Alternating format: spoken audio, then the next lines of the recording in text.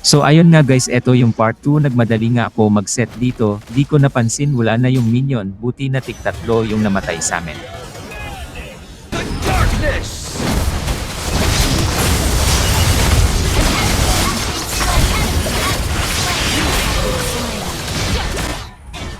Double kill.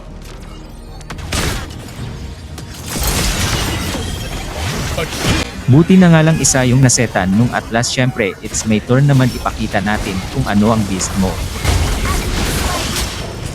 enemy has been slain.